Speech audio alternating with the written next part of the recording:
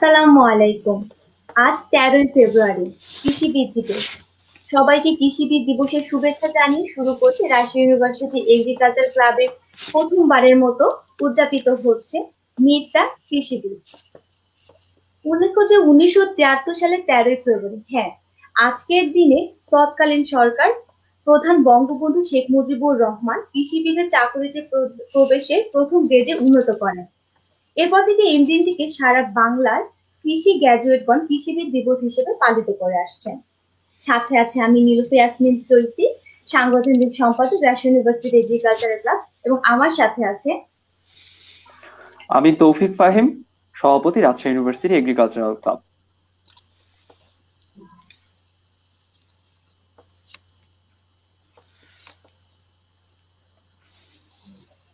আজকের এই প্রোগ্রামটি সঠিকভাবে সম্পূর্ণ হওয়ার জন্য যে মানুষটিকে আমরা পাশে পেয়েছি তার কাছে তার কাছে আমরা বলবো শুভেচ্ছা বক্তব্য প্রদান করার জন্য এবং তার পরিচয় দেওয়ার জন্য অনুরোধ করছি তৌফিক ফাহিমকে। প্যাঁচার ধূসর পাখা উড়ে যায় নক্ষত্রের পানে, জলামেট ছেড়ে দিয়ে চাঁদের আহ্বানে। ঠিক এমন একটি সময় আমরা কথা বলছি যেই দিনটি যেমন আমাদের জন্য তাৎপর্যময়। আজকে ১৩ই ফেব্রুয়ারি কৃষিবিদ দিবস, ঠিক তেমনি বাংলার আবহে আজকে শীতের শেষ এবং ঠিক বসন্ত আমাদের দরজায় উকি মারছে। ঠিক এই মুহূর্তে আজকে যারা আমাদের শ্রোতা, যারা আমাদেরকে শুনছেন, সকলকে আমরা ফাল্গুনের শুভেচ্ছা জানিয়ে আমাদের এই অনুষ্ঠানটি শুরু করছি। আজকে আমরা অত্যন্ত আনন্দিত যে আমাদের সাথে আমাদেরই একজন বড় ভাই, যিনি বর্তমান সময়ে পিএইচডি ফেলো হিসেবে রয়েছেন জার্মানির টুবিঙ্গেন ইউনিভার্সিটিতে। আমরা আমাদের অতিথিকে আপনাদের সামনে তুলে ধরেছি এবং আমরা এখন ঠিক তার মুখে শুনবো তার পরিচয় এবং কিছু শুভেচ্ছা কথা। আমি এই মুহূর্তে ফ্লোর প্রদান করছি মোহাম্মদ আলাউদ্দিন ভাইয়াকে। প্রথমে আমি শুভেচ্ছা জানাতে চাই সকল দর্শককে যারা আজকে এই অনুষ্ঠানটি দেখছেন। আজকে আমাদের কৃষিবিদদের জন্য একটি বিশেষ দিন। আপনারা এর আগেই শুনলেন যে ১৯৭৩ সালের এই দিনে বঙ্গবন্ধু শেখ মুজিবুর রহমান কৃষিবিদদের প্রথম শ্রেণীর মর্যাদা প্রদান করেন এবং ২০১০ সালে বাংলাদেশ কৃষিবিদ ইনস্টিটিউশন সিদ্ধান্ত গ্রহণ করেন এই দিনটিকে কৃষিবিদ দিবস হিসাবে পালন করার জন্য। তারপর থেকে ২০১১ সাল থেকে এই দিনটি বাংলাদেশে যথাযোগ্য মর্যাদায় কৃষিবিদ দিবস হিসাবে পালিত হয়ে আসছে। এরই ধারাবাহিকতায় আজকে ২০২১ সালের ১৩ই ফেব্রুয়ারি নানা প্রতিকূলতার পরেও বিভিন্ন স্থানে এই দিনটি উদযাপন করার চেষ্টা করা হচ্ছে। এরই পরিপ্রেক্ষিতে রাজশাহী বিশ্ববিদ্যালয় এগ্রিকালচারাল ক্লাব আজ যে মহৎ উদ্যোগ নিয়েছে তার জন্য আমি তাদেরকে আন্তরিকভাবে শুভেচ্ছা জানাচ্ছি এবং যারা আজকের এই অনুষ্ঠানটি দেখছেন তাদেরও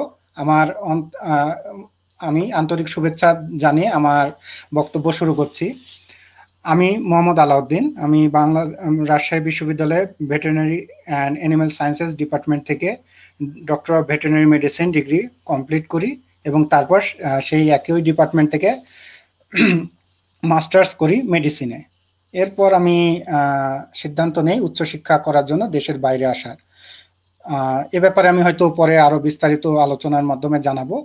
তো শুরুতেই সকলকে আজকে ১৩ই ফেব্রুয়ারি কৃষিবিদ দিবসের শুভেচ্ছা জানাচ্ছি।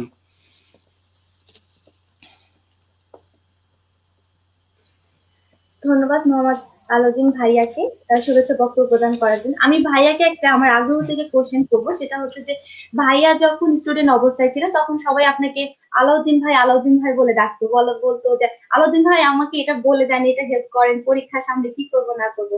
আর এখন যখন আপনাকে বলা হয় যে কৃষিবিদ আলাউদ্দিন, মোহাম্মদ আলাউদ্দিন, এই যে একটা রিকগনাইজ পেলেন, একটা স্টেজ থেকে আরেকটা স্টেজে যাওয়ার পর আপনার একটা স্বীকৃতি মিললো, তো এখন আপনার আসলে কেমন লাগে? এই যে একটা স্বীকৃতি পেলেন, একটা স্টুডেন্ট অবস্থা থেকে এখন অন্য একটা লাইফে আছেন, সেই স্বীকৃতিটা আপনার কাছে এখন কতটুকু মূল্যায়ন করবেন?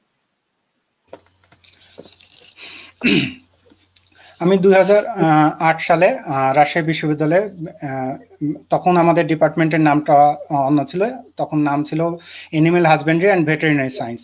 তখন সেই ডিপার্টমেন্টে ভর্তি হওয়ার পর থেকেই তখন আমাদের ডিপার্টমেন্টটা খুবই নতুন ছিল, ঠিক আছে, এবং সেটা তৃতীয় বিজ্ঞান ভবনের চতুর্থ তলায় একটা ছোট্ট পরিসরে আমাদের ডিপার্টমেন্ট শুরু হয়, এবং আমাদের ডিপার্টমেন্টের শিক্ষক, কর্মকর্তা, কর্মচারী সকলের অক্লান্ত পরিশ্রমের ফলে আজকে একটা বড় পরিসরে আমাদের ডিপার্টমেন্টটা স্থানান্তরিত হয়েছে, অনেক সুযোগ সুবিধা বেড়েছে।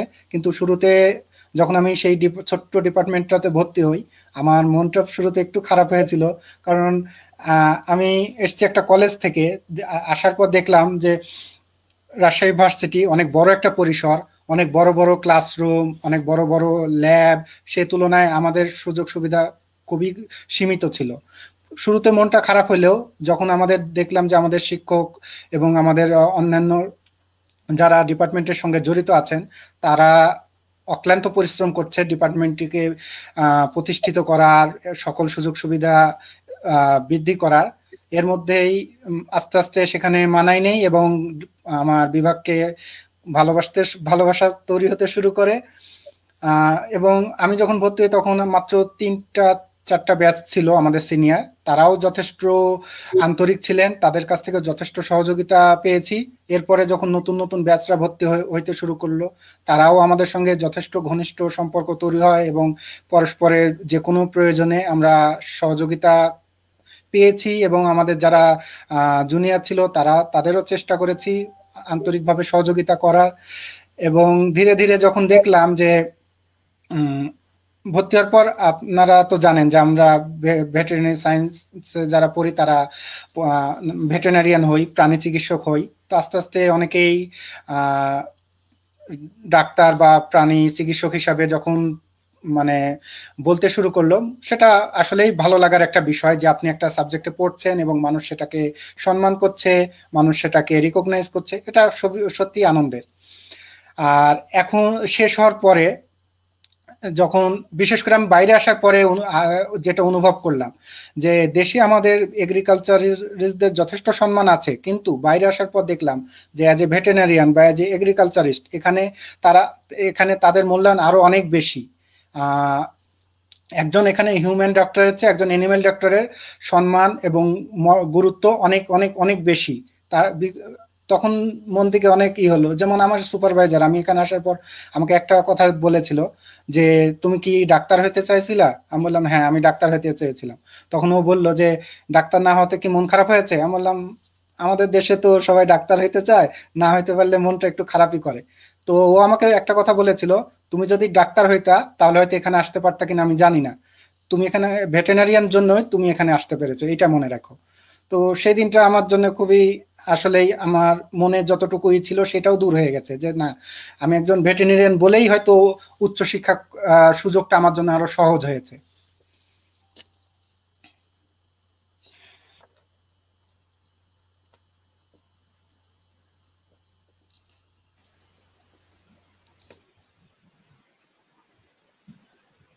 ধন্যবাদ ভাইয়াকে। আসলে অভিজ্ঞতাটা আসলে আমাদের মতো, যখন আমরা প্রথমে মেডিকেলের আশা নিয়ে যখন আমরা অ্যাডমিশন দিলাম, যখন ব্যর্থ হয়ে রাজশাহী ভার্সিটির মতো জায়গায় যখন ভর্তি হতে পেরেছিলাম, ডিপার্টমেন্টটা তখন আমাদের সময় ডিপার্টমেন্টটা অনেক ভালো ছিল এবং পরিষ্কার পরিচ্ছন্ন সবকিছু ভালো ছিল আগের তুলনা থেকে। তবে হ্যাঁ, মন খারাপের জায়গা ছিল, তবে আলহামদুলিল্লাহ এখন যখন দেখি সিনিয়ররা অনেক ভালো ভালো পজিশনে আছে তখন খুব ভালো লাগে। এখন হয়তো আমরা মানুষের ডক্টর না হলেও গাছের ডক্টর হতে পেরেছি, হবো ইনশাল্লাহ। এটাই আমাদের কাছে অনেক কিছু। তৌফিক ফাহিম। আমরা সকলেই জানি এখন সমগ্র বিশ্ব করোনা পরিস্থিতির ভিতর দিয়ে যাচ্ছে, যদিও সেটি এখন অনেকটা উন্নতির পথে, কিন্তু তারপরে আমরা একটা লম্বা সময় একটা থমথমে একটা স্থিমিত অবস্থা পার করেছি। পুরো বিশ্ব দেখেছে সেই চ্যালেঞ্জ আমাদেরকে নিতে হয়েছে, এই করোনা চ্যালেঞ্জটি আমাদেরকে নিতে হয়েছে।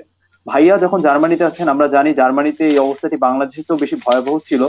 আমরা ভাইয়ার কাছে শুরুতেই শুনবো, এই যে করোনাকালীন একটা স্থবির পরিস্থিতি ছিল বিশ্বজুড়ে, আপনি যেখানে অবস্থান করছিলেন, এই করোনাকালীন সময়টি কিভাবে কেটেছে? এই যে করোনাকালীন সময় থেকে নিয়ে বর্তমান সময় পর্যন্ত সময়টা ঠিক কিভাবে কেটেছে? আমরা সবাই জানি যে গত বছরের শুরু থেকে বা 2019 সালের শেষ দিক থেকে এই নতুন একটা প্যান্ডেমিক অবস্থা তৈরি হয়েছে। তো সারা বিশ্বের মতো জার্মানিতেও এর প্রভাব খুবই ভয়াবহ অবস্থা। এখানে জার্মানিতে এখন আজকে পর্যন্ত প্রায় 65 লক্ষ মানুষ এই কোভিডে আক্রান্ত হয়েছে। এর মধ্যে প্রায় সরি 23 লক্ষ আক্রান্ত হয়েছে, 23 লক্ষ আক্রান্ত হয়েছে এবং প্রায় 65,000 মানুষ এর কারণে মৃত্যুবরণ করেছে। এটা খুবই একটা দুঃখজনক এবং খারাপ পরিস্থিতি। কিন্তু এর মধ্যেও এখানে সবাই চেষ্টা করছে স্বাভাবিক কাজকর্ম এবং স্বাভাবিক জীবনযাত্রা চালিয়ে যাওয়া। তো শুরুতে সবাই ভীত সন্ত্রস্ত হয়েছিল এবং আমরা জানি যে সবাই নিত্য প্রয়োজনীয় জিনিস কেনাকাটা বা এই ধরনের বিষয় করতেছিল যে বাইরে যেতে পারবো কিনা, কি হবে পরিস্থিতি কেউ জানে না, এরকম একটা প্রথমে একটা প্যানিক সৃষ্টি হয়েছিল। তো ধীরে ধীরে আস্তে আস্তে এটা কেটে গেছে। তো এবং গত বছরে এপ্রিল মে মাসের দিকে এটা খুবই খারাপ পরিস্থিতি ছিল। আর এখনো মোটামুটি লাস্ট অক্টোবর থেকে এখন পর্যন্ত পরিস্থিতি খুব একটা ভালো না এখানে। এখন লকডাউন চলছে, মার্চ মাসের 7 তারিখ পর্যন্ত এখানে লকডাউন ঘোষণা করা হয়েছে। তারপর হয়তো পরবর্তী আবার নতুন কোনো সিদ্ধান্ত জানাবে। আর এখানে প্রায়ই সকলকে আপডেট করা হয় যে কি অবস্থা, কিভাবে কি কি নিয়ম কানুন মেনে চলতে হবে, কিভাবে বাইরে যেতে হবে। এখন আমরা কেউ একজনের বেশি কেউ কারোর সঙ্গে দেখা করার অনুমতি নাই। একজন ব্যক্তি আর একজনের সঙ্গে দেখা করতে পারবে, একাধিক ব্যক্তি একসঙ্গে ফ্যামিলির বাইরে, পরিবার থাকবে একটা পরিবার থেকে আমি একা যেতে পারবো কোনো এক জায়গায়, এবং যদি সেটা প্রয়োজন হয়, প্রয়োজনের বাইরে কেউ যাচ্ছে না। এবং সেটা 7 তারিখ পর্যন্ত লকডাউন চলবে। আর বাইরে সবাই মাস্ক ব্যবহার করছে, গণপরিবহন বলেন বা শপিং মল বলেন, সব জায়গায় মাস্ক ব্যবহার করছে। আর রেস্টুরেন্টগুলোতেও বসার অনুমতি নাই, সব জায়গাতেই ফুড বলেন, খাবার বলেন, ডেলিভারি নিয়ে চলে যাচ্ছে। এবং এই পরিস্থিতি দেখা যাক, স্কুলগুলো বন্ধ আছে, হয়তো সামনে খুব দ্রুতই সবকিছু আবার স্বাভাবিক হবে বলে আশা করছি। ধন্যবাদ ভাইয়াকে। আসলে দেশের অবস্থা যখন খুব খারাপ ছিল, আমি আসলে এই কথাটাই বলতে চাই। যখন আমাদের ক্লাস হচ্ছিল, আমাদের হর্টিকালচার ক্লাসে আমাদের টিচার ফুড ভ্যালু যখন পড়াচ্ছিলেন, তখন স্যার বলছিলেন যে যখন আমরা খাওয়া দাওয়া করি তখন যেমন আমরা সৃষ্টিকর্তার কাছে শুকরিয়া আদায় করি, ঠিক ওই সময়টা না কিছু সময়ের জন্য কৃষকের কথা মনে করা উচিত। কারণ এই প্যান্ডামিক সময় দেখা গিয়েছে যে শপিং মল, বিভিন্ন কোম্পানি, বিভিন্ন ইনস্টিটিউট বন্ধ ছিল, কিন্তু কৃষকের কর্মক্ষেত্র কিন্তু বন্ধ ছিল না, তাদের সাপ্লাইমেন্টে কিন্তু রানিং ছিল। তো তাদের প্রতি আসলে কৃতজ্ঞতা যে আজ হয়তো আমরা তাদেরকে নামে কৃষক বলি, কিন্তু তাদের সম্মান আসলে অনেক উচ্চ পর্যায়ে। এজন্য হয়তো বঙ্গবন্ধু শেখ মুজিবুর রহমান সেই মর্যাদা বুঝতে পেরেছিলেন বলেই কিন্তু আজকে এই দিবসটি আমরা আজকে সেলিব্রেশন করতে পারছি। ভাইয়াকে আমি একটা জিজ্ঞাসা করবো, যারা এখন স্নাতক লেভেলে পড়াশোনা করছে, তো কিভাবে তারা নিজেদের সংশ্লিষ্ট ক্ষেত্রগুলোতে ভবিষ্যতে সংযুক্ত করতে পারে, এই বিষয়ে যদি একটু আমাদের ধারণা দিতেন। এটা খুবই গুরুত্বপূর্ণ একটা প্রশ্ন। যারা এখনো স্নাতক পর্যায়ে আছে বা স্নাতকোত্তর বা মাস্টার্স করছে, তাদের জন্য এটা খুবই একটা গুরুত্বপূর্ণ সময়। এবং বিশেষ করে এই যে কোভিড পরিস্থিতি, এই সময়টা আরো জটিল করে তুলেছে তাদের ভবিষ্যৎ বা ক্যারিয়ারের জন্য বা তাদের চলমান পড়ালেখার জন্য। তারপরেও আমাদের সবাইকে এই পরিস্থিতিতে মানায় নিতে হবে, এটাই উচিত হবে আমাদের, যদিও পরিস্থিতি আমাদের অনুকূলে নয়। আর আরেকটা ব্যাপার কি যে আমরা যখন পড়ালেখা করি, ছাত্র অবস্থায় থাকি, তখনই হয়তো আমাদের ক্যারিয়ারের ব্যাপারে ভাবতে শুরু করা উচিত, এবং তখনই আমাদের হয়তো অনেকখানি সিদ্ধান্ত নেওয়া বা চিন্তা করা উচিত যে আমরা ভবিষ্যতে কোন দিকে যাব। কারণ উচ্চশিক্ষার পর আপনি যখন কোনো, যেমন আমাদের সেক্টরটা খুবই বহুমুখী একটা সুযোগের সৃষ্টি করে, আপনার জন্য অনেক পথ খোলা, আপনাকে সিদ্ধান্ত নিতে হবে আপনি কোন পথে যাবেন। আপনার জন্য যেমন কৃষিবিদ হিসাবে চাকরির সুযোগ আছে, আপনি গবেষক হইতে পারেন, আপনি শিক্ষকতায় যাইতে পারেন, অনেক অনেক সুযোগ যেহেতু আপনার হাতে আছে, তখন আপনাকে বেছে নিতে হবে যে আপনি কোন দিকে আপনার ক্যারিয়ার গঠন করবেন এবং কিভাবে আপনি মানুষকে সেবা প্রদান করবেন। সেজন্য হয়তো হতে পারে যে আপনি চাকরির পড়াশোনা কিছুটা শুরু করতে পারেন। সেটা হয়তো অনেকে আছে যে মনে করে যে এখন একাডেমিক পড়াটা করে নিই, শেষের দিকে শেষ হওয়ার পরে আমি চাকরির প্রস্তুতি নিব, তাহলে হয়তো খুবই কঠিন হয়ে উঠতে পারে। পড়ালেখার পাশাপাশি যদি আপনারা চাকরি করার প্রস্তুতি নেন, তাহলে সেটা হয়তো আপনাদের পড়ালেখা শেষ হওয়ার পর চাকরি পাওয়াতে খুব সহজ করে তুলবে। অথবা কেউ যদি মনে করেন যে আপনারা উচ্চশিক্ষার জন্য বাইরে যেতে চান বা দেশেই উচ্চশিক্ষা নিতে চান বা গবেষণায় আত্মনিয়োগ করতে চান, তাহলে সেই অনুযায়ী পরিকল্পনা করতে হবে। কারণ দীর্ঘমেয়াদী পরিকল্পনা ছাড়া কোনো বড় কাজই সম্ভবপর হয়ে ওঠে না। আর এই জন্য আমাদেরকে আগেই বেছে নিতে হবে যে আমরা কোন দিকে নিজেদের কেরিয়ারটাকে নিয়ে যাব, সেই অনুযায়ী আমাদেরকে শুরু থেকেই ধীরে ধীরে প্রস্তুত করে তুলতে হবে। আর যদি কোনো প্রস্তুতির কথা জিজ্ঞেস করেন, তাহলে হয়তো বিস্তারিত আলোচনা করা যাবে যে কোন কোন সেক্টরের জন্য কিভাবে প্রস্তুতি নেওয়া যাবে, সেগুলো হয়তো বিশদ আলোচনার বিষয়। তবে শুরু থেকেই আমাদেরকে সে নিয়ে ভাবতে হবে।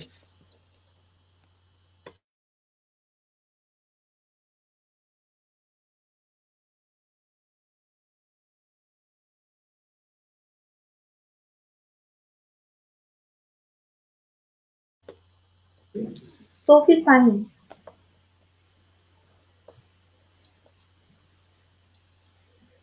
আচ্ছা, তৌফিক ফাহিম বোধহয় ডিসকানেক্ট হয়ে গেছে। আমি ভাইয়াকে আসলে এই বিষয় নিয়ে কথা বলতে চাচ্ছিলাম, যে দেখা যাচ্ছে ভাইয়া আমরা শুধুমাত্র যে যারা ভার্সিটিতে পড়াশোনা করি সবাই আসলে গভর্নমেন্টের দিকে আমাদের ফোকাস থাকে, আর মেইনলি কিন্তু এখন সবসময় বিসিএস বিসিএস কথাটাই থাকে। আমাদের সবারই ইন্টেনশন থাকে বিসিএস ক্যাডার হওয়ার, যদিও বিসিএস ক্যাডার অনেক অনেক ভালো ভালো স্কোপ আছে।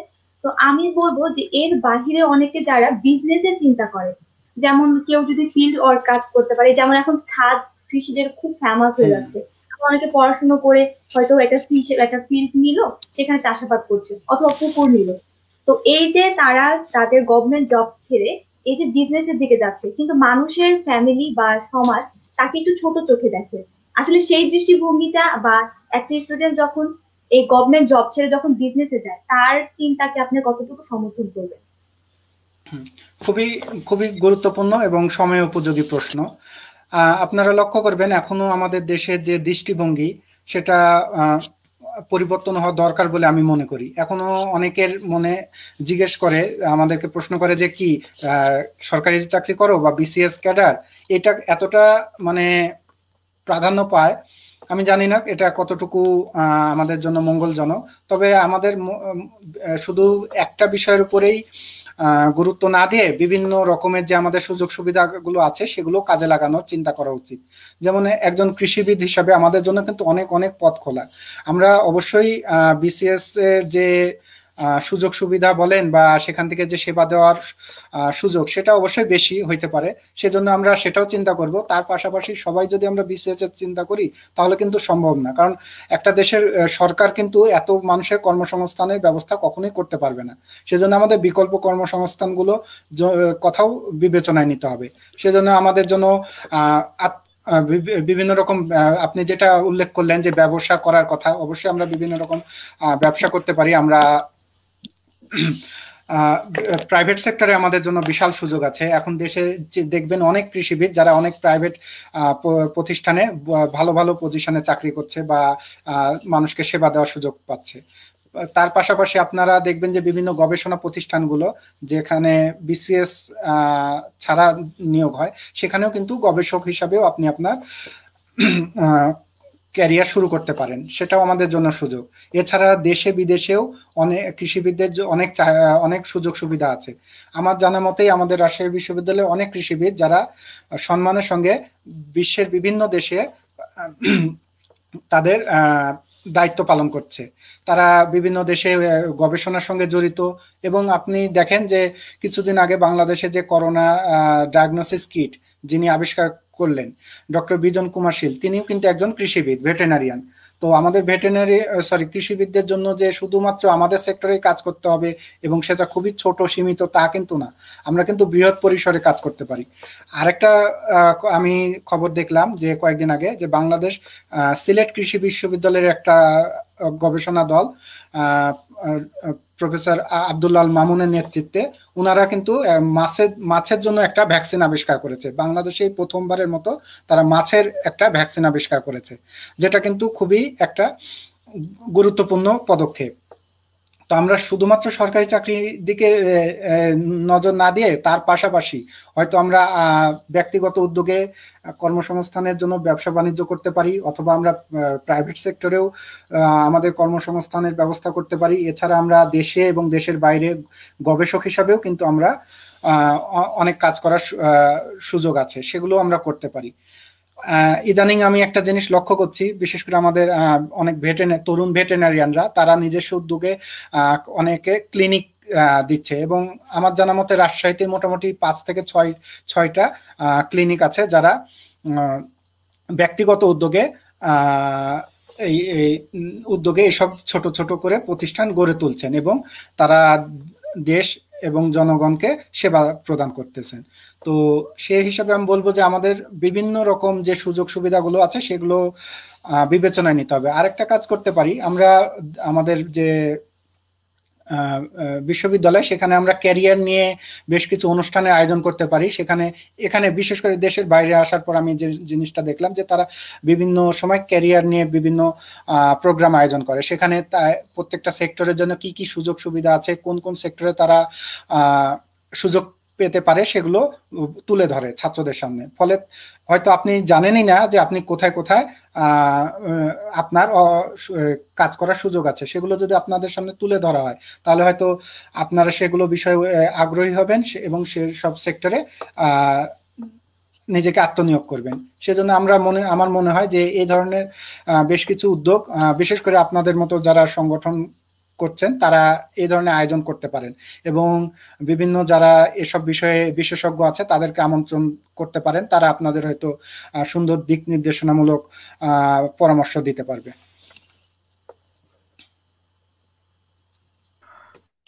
ধন্যবাদ আলাউদ্দিন ভাইয়াকে। ঠিক এই জায়গায় যদি একটু বলি, সেটি হচ্ছে একজন শিক্ষার্থীর কিন্তু লক্ষ্য থাকে, যেমনটা আমরা দেখি আকাশে রংধনু যেমন রং আভার মতো করে আলো ছড়ায়, ঠিক একটা শিক্ষার্থীরও কিন্তু স্বপ্ন থাকে তার কেরিয়ারকে এভাবে বর্ণিল করে তোলা, এভাবে আলোকময় করে তোলা। এবং সেই জায়গায় একটি শিক্ষার্থীর কিন্তু একটি বড় স্বপ্নই কিন্তু থাকে যে উচ্চশিক্ষার জন্য বিদেশে যাওয়া। আমরা সকলেই জানি বাংলাদেশ কিংবা বর্তমান প্রেক্ষাপটে দাঁড়িয়ে এই স্বপ্নটি দেখা কিন্তু একজন শিক্ষার্থীর জন্য মোটেও সহজ নয়। যেখানে আমরা দেখি সরকারি চাকরির পিছনে সবাই ছুটছে কিংবা বিসিএস এর পিছনে ছুটছে, ঠিক সেই জায়গায় আজকে আমাদের যিনি অতিথি আছেন তিনি এই জায়গাটিকে আপনি বেছে নিয়েছিলেন যে পিএইচডি করার জন্য উচ্চশিক্ষার পথ। তো আমরা আসলে ভাই আপনার সেই শুরুর অভিজ্ঞতাগুলো শুনবো, যে যখন আপনি প্রথম সিদ্ধান্ত নিয়েছিলেন যে আমি পিএইচডি করব, ওই সময়ের অভিজ্ঞতাগুলো যদি একটু বলতেন, যে পারিপার্শ্বিক কেমন ছিল, ঠিক কিভাবে আপনি আপনার এই সিদ্ধান্তটি নিয়েছিলেন। কারণ এখন আমাদেরকে যারা শুনছে তারা অধিকাংশই কিন্তু তরুণ এবং তাদের মধ্যে ইচ্ছাটির এখনই বয়স, তো তারা আসলে শুনতে চায় সেই সব অভিজ্ঞতার কথা। আমরা এখন শুনবো সেই অভিজ্ঞতার কথা ভাই আপনার কাছে।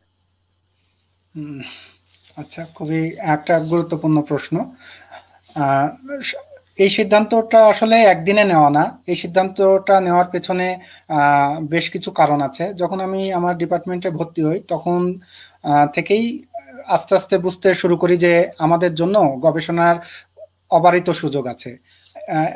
আমাদের যখন আমরা জয়েন করি তখন আমাদের ডিপার্টমেন্টে আমি যেটা লক্ষ্য করলাম যে অধিকাংশ শিক্ষকই দেশের বাইরে অবস্থান করছিলেন ওই সময়।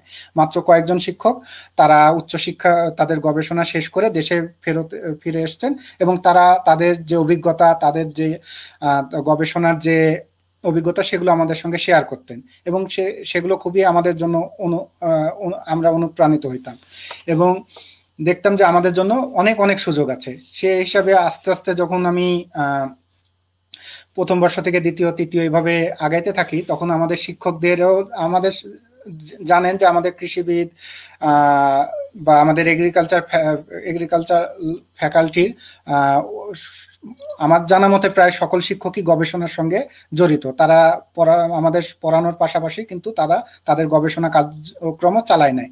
এটা কিন্তু আমাদেরকে অনুপ্রাণিত করে এই গবেষণার ক্ষেত্রে নিজেদেরকে নিয়োজিত করার ক্ষেত্রে।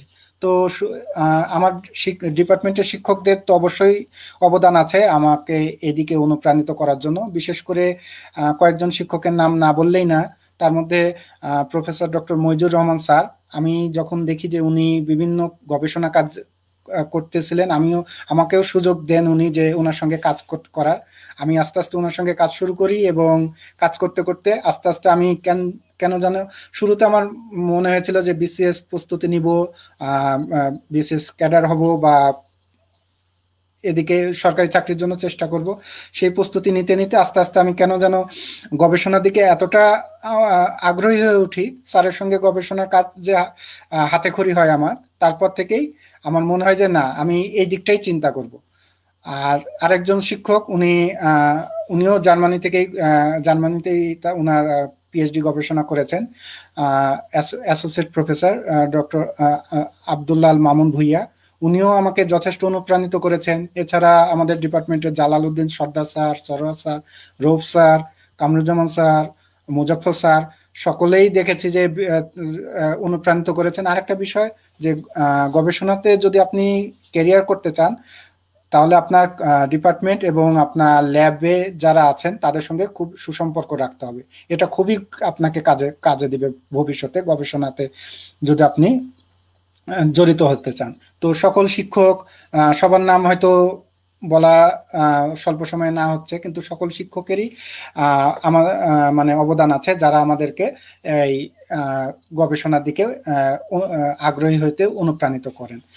এবং শুরুতে যখন আমি চিন্তা করি যে আমার সুযোগ হয়েছিল, এটা আমি বলবো যে আমার জন্য খুবই সৌভাগ্যের বিষয় যে আমি আমার ডিপার্টমেন্টে থাকতেই জাপানিজ একটা গবেষণা দল যারা আমাদের সঙ্গে যৌথভাবে কাজ করে আমাদের রাজশাহী বিশ্ববিদ্যালয়ে ভেটেরিনারি সায়েন্স ডিপার্টমেন্টের সঙ্গে, তাদের সঙ্গে কাজ করার আমার সুযোগ হয়েছিল। এবং তাদের যে গবেষণার প্রতি ডেডিকেশন, তাদের যে গবেষণার প্রতি আন্তরিকতা, এটাও আমাকে যথেষ্ট অনুপ্রাণিত করে পরবর্তীতে এই সিদ্ধান্ত নিতে। এবং সেই থেকে আমি আমার গ্রাজুয়েশন শেষ করার পর মাস্টার্স চলাকালীন FAO food and agriculture organization এফএওর একটা প্রজেক্টের জড়িত হই।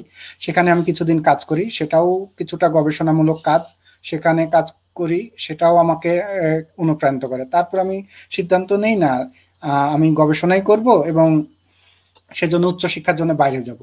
তখন আমি আমার শিক্ষকদের সঙ্গে কথা বলি যে স্যার আমি তো এটা দেশের বাইরে উচ্চশিক্ষার জন্য যেতে চাই, তো কি করা লাগবে।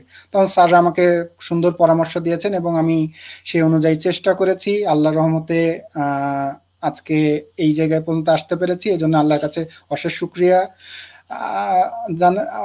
জানাই। আর এই জন্য যদি আপনারা যারা আগ্রহী তারা যদি বলতে চান যে কিভাবে আপনারা নিজেদেরকে তৈরি করতে পারেন, সেজন্য যদি আমি কিছু পরামর্শ হিসেবে বলতে চাই যে শুরুতে আপনাকে খেয়াল করতে হবে যে যদি গবেষণা করতে চান তাহলে আপনার একাডেমিক্স যে রেজাল্ট সেটা কিন্তু খুবই গুরুত্বপূর্ণ ভূমিকা পালন করবে।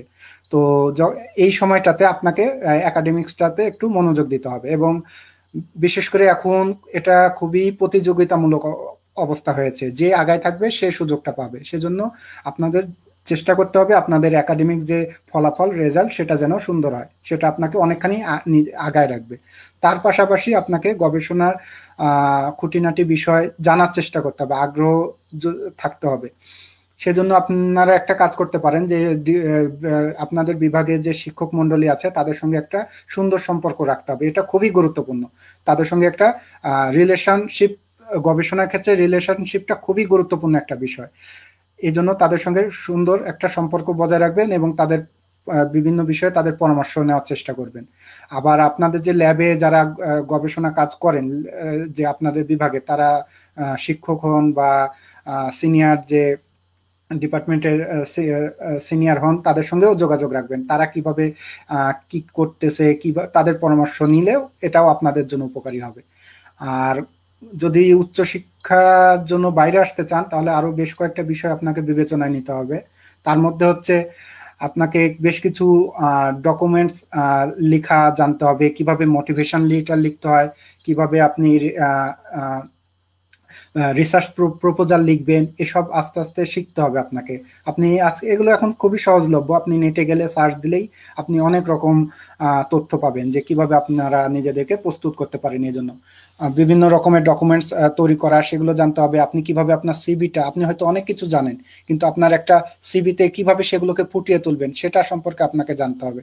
কারণ আপনি আপনার যে অর্জনগুলো সেগুলোকে যদি ফুটিয়ে না তুলতে পারেন তাহলে তো আপনি সেটা সুফল ভোগ করতে পারবেন না।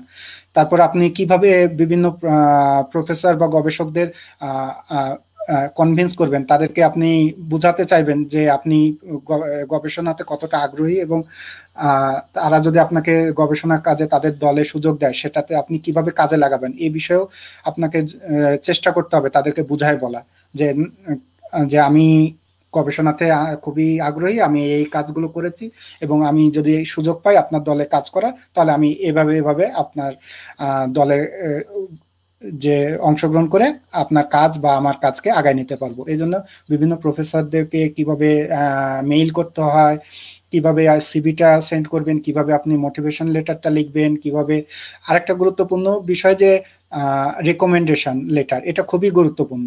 তো সেই জন্য একটা সুন্দর রেকমেন্ডেশন পাওয়ার জন্য আপনার বিভাগের শিক্ষকদের সঙ্গে একটা সুন্দর সম্পর্ক বজায় রাখতে হবে, কারণ তাদের রেকমেন্ডেশনটা আপনার খুবই হেল্প করবে।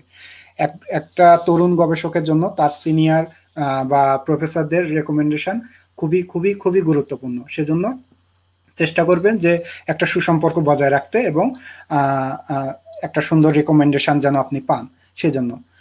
আর এ বিষয়ে আস্তে আস্তে আপনারা নেটে সার্চ দিতে পারেন, বা যারা অলরেডি এসব বিষয়ে কিছুটা ধারণা আছে তাদের সঙ্গে আলাপ করতে পারেন, পরামর্শ নিতে পারেন কিভাবে আপনার সিভিটাকে সুন্দর করতে পারেন, কিভাবে একটা রেকমেন্ডেশন লেটার, একটা সুন্দর রেকমেন্ডেশন লেটার পাইতে পারেন, কিভাবে আপনি আপনার মোটিভেশন লেটারটা লিখবেন, তাতে কি কি উল্লেখ করবেন, কি কি বিষয়গুলো থাকলে সেটা আপনাকে যারা মানে সুযোগ দিবে তারা আপনার সন্তুষ্ট হবে, এসব বিষয়ে জানতে হবে। আপনার রিসার্চ প্রপোজাল কিভাবে লিখতে হয়, কি কি বিষয় সেখানে অন্তর্ভুক্ত করতে হয়, এসব জানতে হবে। আর আরেকটা গুরুত্বপূর্ণ ধাপ হচ্ছে যে আপনাকে একটা এক্সাম বলেন বা ইন্টারভিউ বলেন, সেটা ফেস করতে হবে। সেখানে আপনাকে তুলে ধরতে হবে যে আপনি কতটা উপযুক্ত গবেষণা করার জন্য। সে বিষয়ে আপনাকে যথেষ্ট সচেতন থাকতে হবে যে আপনি আপনার পূর্ববর্তী যে কাজগুলো করেছেন সেটা কিভাবে তুলে ধরবেন। যেহেতু আমরা সবাই এগ্রিকালচার ফ্যাকাল্টি, অতএব আমাদের যথেষ্ট কাজ করার সুযোগ থাকে, কিন্তু আমাদের স্নাতক বা স্নাতকোত্তর পর্যায়ে আমাদের কিছু কাজ করার সুযোগ হয়, সেই কাজগুলো আপনি করবেন এবং সেগুলো তুলেও ধরতে হবে যে হ্যাঁ, আমি আমার স্নাতক বা স্নাতকোত্তর পর্যায়ে এই গবেষণা কাজের সঙ্গে জড়িত ছিলাম, আমি এই কাজগুলো শিখেছি, ভবিষ্যতে আমি আরো সুযোগ পেলে এই কাজগুলো করতে চাই, সেগুলো আপনাকে তুলে ধরতে হবে। এজন্য আমি যেটা বলবো যে যারা গবেষণা কাজ করতেছে বা যারা আপনাদের সিনিয়র আছে তাদের সঙ্গে আপনারা যোগাযোগ রাখবেন এবং তাদের একটা পরামর্শ নেবেন, তাহলে হয়তো আপনাদের এ ব্যাপারে সহজ হবে। আর আর একটু মেনশন করি, একটু অ্যাড করি, প্রস্তুতির জন্য আরেকটা বিষয় লক্ষ্য রাখবেন যে বাইরে যদি গবেষণার জন্য আসতে চান তাহলে আপনাদের জন্য ভাষাটা খুবই গুরুত্বপূর্ণ। এটা শুরুতেই বলা উচিত ছিল আমার, যে আইএলটিএস বা টোফেল এই ধরনের একটা ভাষা শিক্ষার যে একটা কোর্স, সেটা আপনাদের করতেই হবে, এর বিকল্প নাই। আর যদি বিজনেস ফ্যাকাল্টি হয় বা অন্য হয়, সরি, যদি ইউএসএ যেতে চান তাহলে জিআরইটা করতে হবে, তাছাড়া খুব একটা বিকল্প সুযোগ খুব একটা নাই। তো এদিকটাও আমাদের খেয়াল রাখতে হবে যে ভাষার যে দক্ষতা সেটা অর্জন করতে হবে। আর তাছাড়া অন্যান্য আরো অনেক আনুষঙ্গিক খুঁটিনাটি বিষয় আছে, সেগুলো বিস্তারিতভাবে আস্তে আস্তে যখন শুরু করবেন না এ বিষয়ে খোঁজ খবর করা, নিজেকে প্রস্তুত করা, তখন ধীরে ধীরে অনেক প্রশ্ন সামনে আসবে, সেগুলো হয়তো তখন যারা জানে তাদের কাছ থেকে জেনে নিতে পারবেন। ধন্যবাদ। অসংখ্য ধন্যবাদ ভাইয়া, যে কথাগুলো আসলে বলেছিল আমাদের অনেক কোশ্চেনের ভিতরে উত্তরটা পেয়ে গেছে, জন্য ভাইয়াকে অসংখ্য ধন্যবাদ। আমি একটু কমেন্ট সেকশনে যেতে চাই, অনেকে অনেক ভালো ভালো কথা বলেছেন এবং ভাইয়ার কাছে সবাই থ্যাঙ্কফুল যে আমরা আসলে যা চিন্তা করেছিলাম, আমাদের দেখা যায় এগ্রিকালচারে হয় বিসিএস নাই আমরা হয়তো একটা গবেষণামূলক কাজে যেতে চাই, আর যারা এই দুইটা স্টেপের বাহিরে তারা অবশ্যই বিজনেসের দিকে যেতে চায়। আপনি যখন ডিসক্রাইবে বলে দিলেন আসলে আমাদের সবার হয়তো এটা জানা হয়ে গেল। আপনাকে অসংখ্য ধন্যবাদ এত সুন্দর সুন্দর কিছু কথা বলার জন্য। আমি একটু কমেন্ট সেকশনে যাব। ফারজানা সুজানা বলেছে thank you for the advice ভাইয়া। Sanjida Rahman, thank you for sharing such useful and inspiring knowledge with us. আচ্ছা, অনেকে খুব খুশি হয়েছে স্যার আপনার ভাই, আপনার কথাগুলো আসলে সময় উপযোগী কথা ছিল। আমাদের একজন স্যার কমেন্ট করেছেন, আমাদের ফিশারি ডিপার্টমেন্টের একজন স্যার কথা বলেছেন, বলেছেন যে অনেক, আমাদের নামটা বলে দেই, মাহবুবুর রহমান স্যার আমাদের খুব কোঅপারেট করেন এবং তিনি আমাদের ক্লাবের সবচেয়ে বেশি ভালো ইন্সপায়ারের দিকে স্যার সবসময় আমাদের সামনে থাকেন এই জন্য স্যারকে অসংখ্য ধন্যবাদ। স্যার আপনার আমাদের লাইভ প্রোগ্রামে আছেন, তার কমেন্টটা পড়বো। অনেক ভালো কথা বলতেন, বা টিচাররা এই কথাগুলো বললে সিনসিয়ারলি শুনেন স্টুডেন্টরা। আচ্ছা ঠিক আছে, অসংখ্য ধন্যবাদ স্যার কমেন্ট করার জন্য।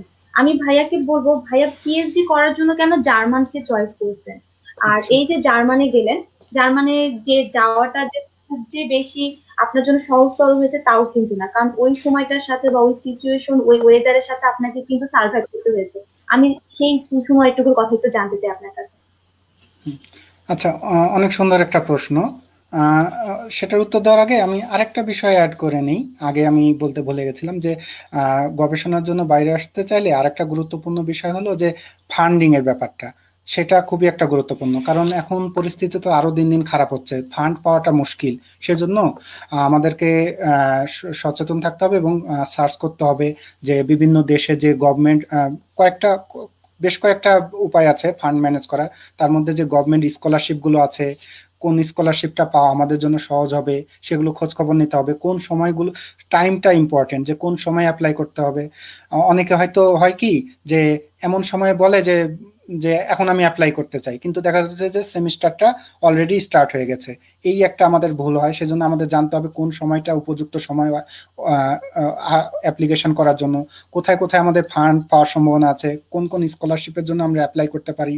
বা সেটা গভর্নমেন্ট স্কলারশিপ হতে পারে, সেটা নন গভর্নমেন্ট হতে পারে, বা বাংলাদেশের যে সরকারের যদি কোনো স্কলারশিপ থাকে। বাংলাদেশ সরকারও কিন্তু এখন উচ্চশিক্ষার জন্য বেশ কিছু স্কলারশিপ দিচ্ছে। তো সব কিছুতেই আমাদের খেয়াল রাখতে হবে।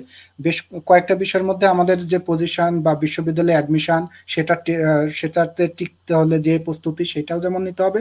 পাশাপাশি কিন্তু আরেকটা বিষয় যে আমাদের ফান্ড ম্যানেজ করতে হবে, কারণ শুধু আমরা সুযোগ পেলাম তাতেই তো আমাদের পক্ষে সম্ভব না। এত ব্যয়বহুল একটা বিষয় বেয়ার করা আমাদের সবার পক্ষে তো সম্ভব না। সেজন্য কিন্তু আমাদের ফান্ডের দিকটাও খেয়াল রাখতে হবে। সেজন্য আমাদেরকে জানতে হবে যে কোন কোন স্কলারশিপটা আমার জন্য সহজ হবে বা আমি পেতে পারি, সেজন্য অ্যাপ্লাই করতে হবে। এবং সেটা পাওয়ার জন্য যে যে ডকুমেন্টস গুলো দরকার, যে যে প্রস্তুতিগুলো দরকার, সেগুলো আমাদের নিতে হবে।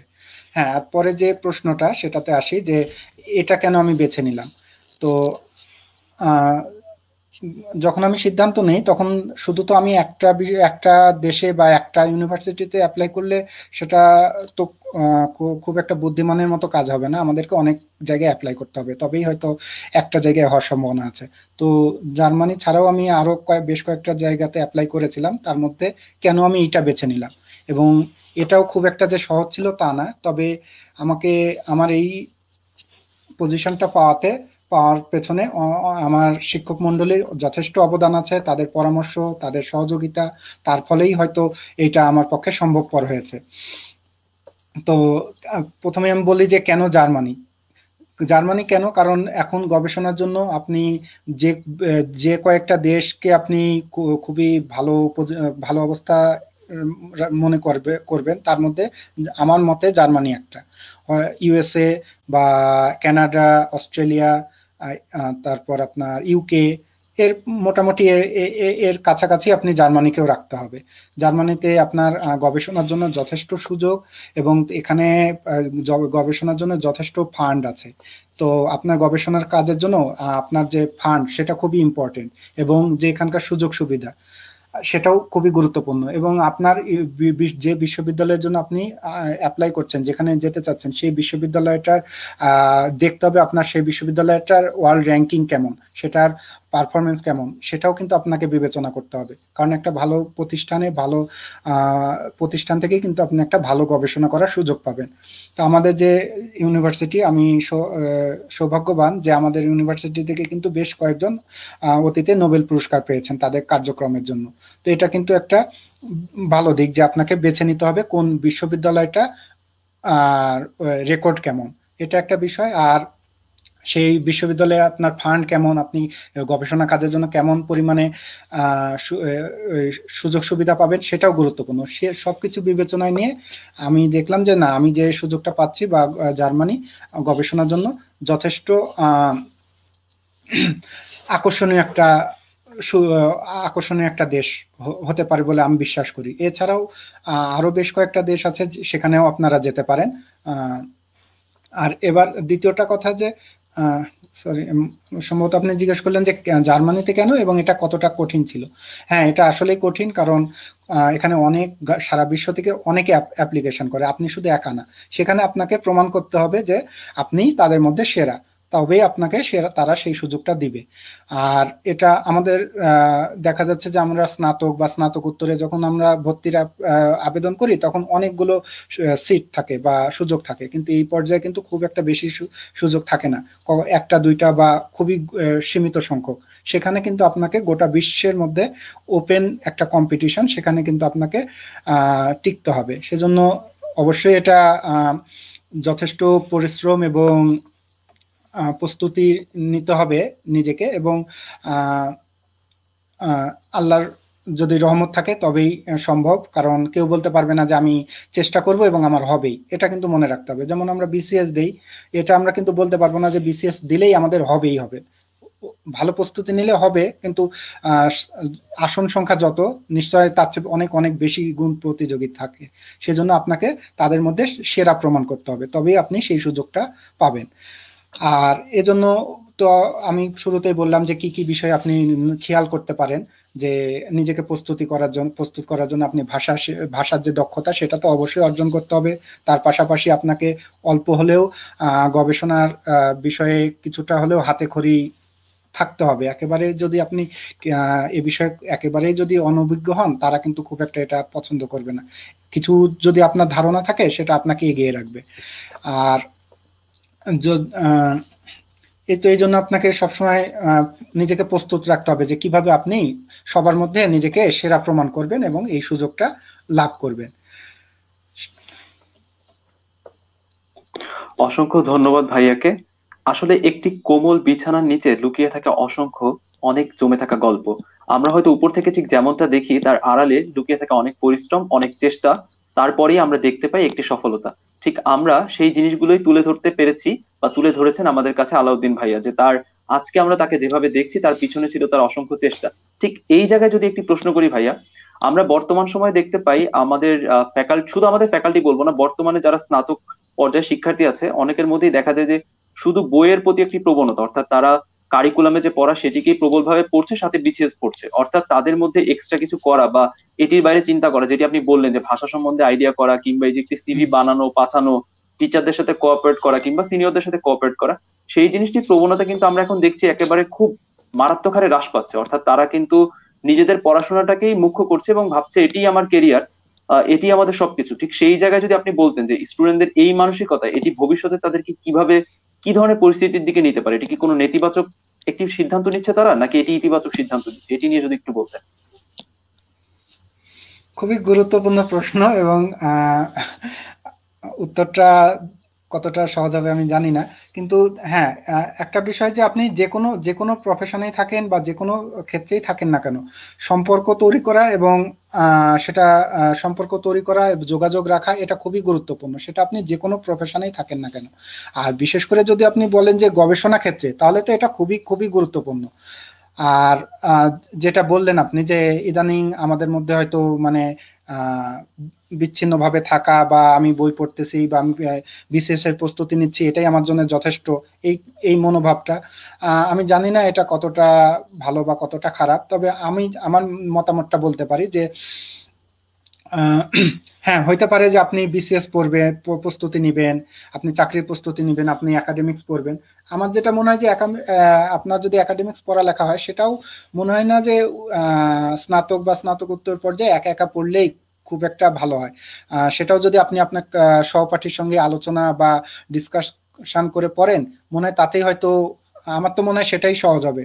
যেমন আমি আহ, যখন ডিপার্টমেন্টে ছিলাম, আমি একা যে খুব একটা পড়ালেখা করতাম তা না, আমার সঙ্গে পড়ালেখাতে আমি শেয়ার করতাম আমার এক বন্ধু, সে ফারুক শাহিন, সে এখন একটা ব্যাংকে আছে। সে যদিও এই আমাদের প্রফেশন থেকে সরে গেছে, কিন্তু সে শেষ করার পর সে সিদ্ধান্ত নিল যে সে ব্যাংকে যাবে। সে তখন ব্যাংকের প্রস্তুতি নিল।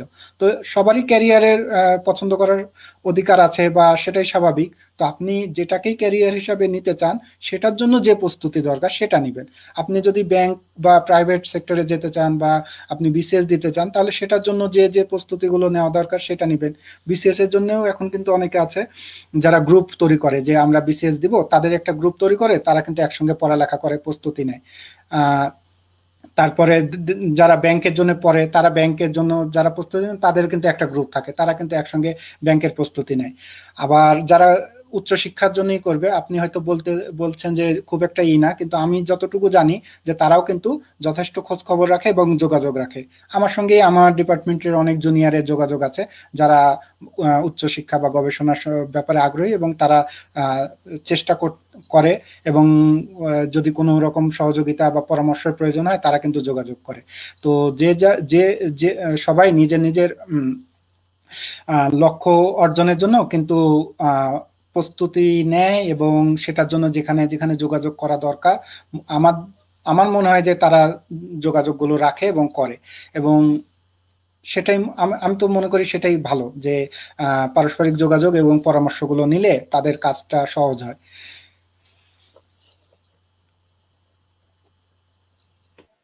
ধন্যবাদ ভাইয়া। আসলে পরস্পরের সাথে কথা না বললে আর যেমন নলেজ জানা যায় না, অনেক সম্পর্কে কিছু জানা যায় না, তেমনি বইয়ের মাধ্যমে যে সীমাবদ্ধ থাকবো এই কথাটা এখন কেন জানি সবাই একটু বইয়ের বাইরে থেকে যেতে চায়। আসলে যে যত নিজেকে উত্থাপন করবে, নিজেকে নিয়ে জানবে এবং অন্যের সাথে জানার চেষ্টা করবে, সে তত বেশি অগ্রসর হবে। এটা আসলে আপনাদের পথ চলা বা আপনাদের এই সফলতার কথা দেখে বোঝা যাচ্ছে। ভাইয়াকে আমি একটা কথা জিজ্ঞাসা করবো, আজকে যেহেতু আমাদের কৃষিবিদ দিবস, তো এই কৃষিবিদ দিবস আসলে কি কি কর্মসূচি গ্রহণ করলে আর নেক্সট প্রজন্মগুলো এই পথটা অনুসরণ করবে? খুবই গুরুত্বপূর্ণ একটা কথা আপনি বলেছেন, যে আজকে যে যে উপলক্ষে আজকের এই আয়োজন, যে আজকে 13ই ফেব্রুয়ারি কৃষিবিদ দিবস, এটা 2011 সাল থেকে যথাযোগ্য মর্যাদায় সারা দেশে পালিত হয়ে থাকে। এই দিনকে উপলক্ষ করে আমাদের যে কৃষি বিশ্ববিদ্যালয়গুলো আছে বা কৃষির সঙ্গে সম্পর্কিত যে সরকারি বেসরকারি যে প্রতিষ্ঠানগুলো আছে, সকলেই বিভিন্ন রকমের অনুষ্ঠানের আয়োজন করে থাকে। তো এবছরটা তো জানেনই খুবই খারাপ একটা পরিস্থিতি যাচ্ছে, সরাসরি খুব একটা কিছু করার সুযোগ নাই। তারপরেও আমি যা লক্ষ্য করলাম, বিভিন্ন বিশ্ববিদ্যালয়ে বিভিন্ন রকমের সচেতনতামূলক অনুষ্ঠানের আয়োজন করেছে বা বিভিন্ন অনুষ্ঠানের আয়োজন করেছে। আর এ বিষয়ে আমরা আমি আমার স্বল্প জ্ঞানে যেটা বলতে পারি, যে বেশ কিছু আমরা আয়োজন করতে পারি। যেমন আমরা এটাকে দুইটা ভাগে আমি যদি ভাগ করি, যে একটা হলো আমরা আমাদের স্টুডেন্ট বা ভবিষ্যৎ কৃষিবিদ যারা হবে তাদের জন্য হয়তো আমরা কিছু অনুষ্ঠানের আয়োজন করতে পারি। আর একটা হলো যে কৃষির সঙ্গে যারা সম্পর্কিত তাদেরকে সচেতন করা বা তাদেরকে অনুপ্রাণিত করার জন্য বেশ কিছু উদ্যোগ আমরা নিতে পারি। সেজন্য আমার যেটা মনে হয় যে আমরা বিভিন্ন রকমের আলোচনা অনুষ্ঠান বা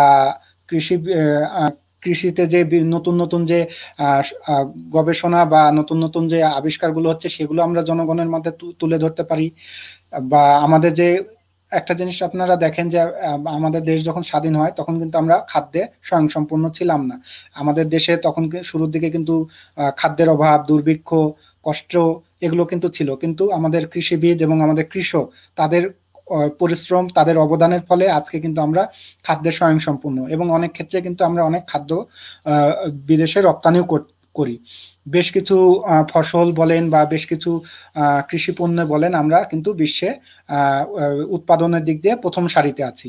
যেমন ধান উৎপাদনে আমরা সম্ভবত বিশ্বের চতুর্থ, আমি যদি ভুল না করে থাকি, বা পাট উৎপাদনে, আপনি যদি বলেন মৎস্য উৎপাদনে, বা গবাদি পশু বলে উৎপাদন, দুধ, ডিম, এগুলো উৎপাদনে আমরা কিন্তু বিশ্বে একটা উল্লেখযোগ্য অবস্থানে চলে এসেছি। সেটা কিন্তু আমাদের কৃষিবিদ এবং আমাদের কৃষকদেরই অবদানের ফল।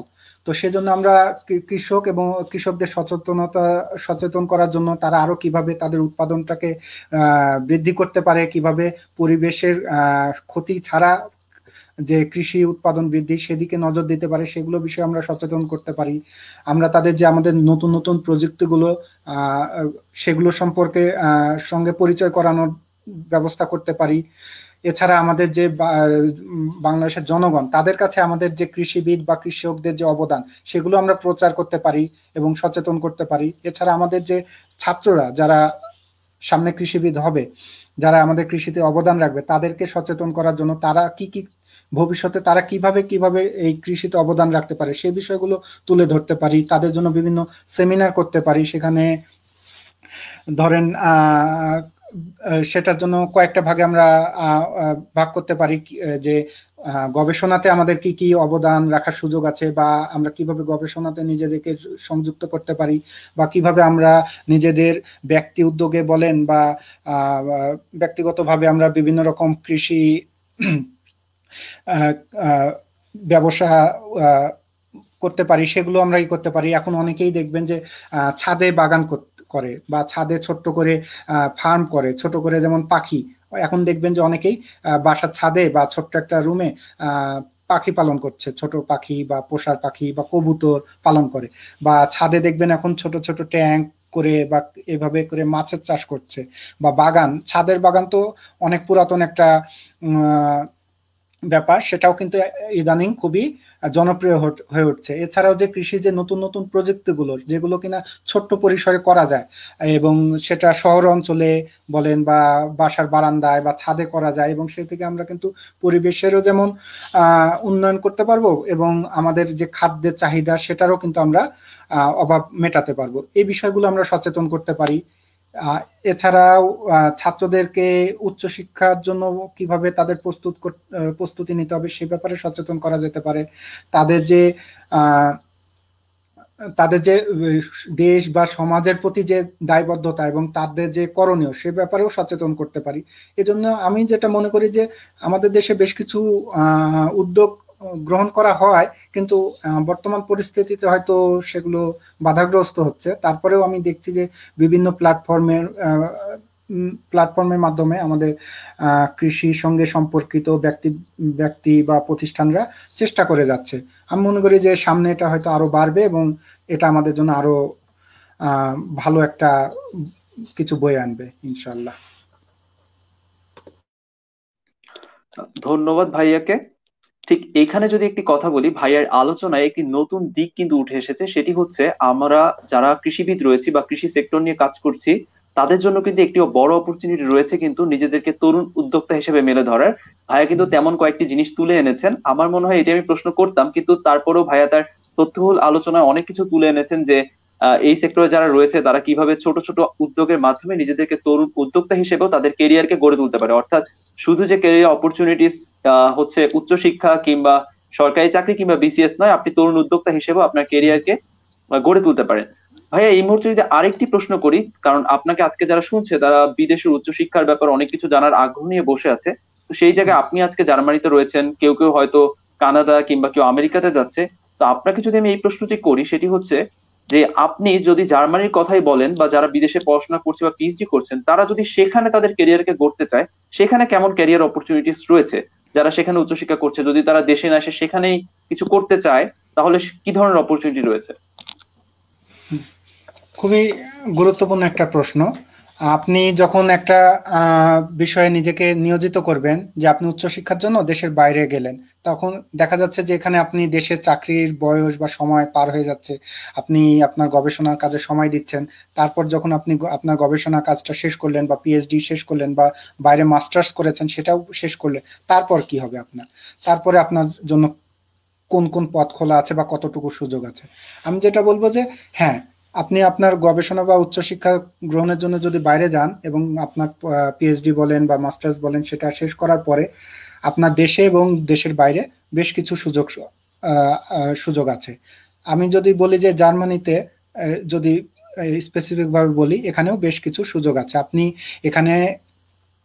আপনি একজন গবেষক হিসাবে আপনার গবেষণা কর্ম যদি বিশ্ববিদ্যালয়ে করতে চান সেটাও করতে পারেন, আপনি পোস্টডক করতে পারেন, আপনি একাডেমিক্সে সেটার জন্য অবশ্যই বেশ কিছু প্রস্তুতি নিতে হবে, সেটা নিয়ম আছে, সেটা ফলো করে আপনি কিন্তু আপনার গবেষণা কাজ বলেন বা আপনার যদি বলেন টিচিং প্রফেশনে যেতে চান সেটার সুযোগও আছে, তবে আপনাকে সেটার জন্য নিজেকে প্রস্তুত করতে হবে।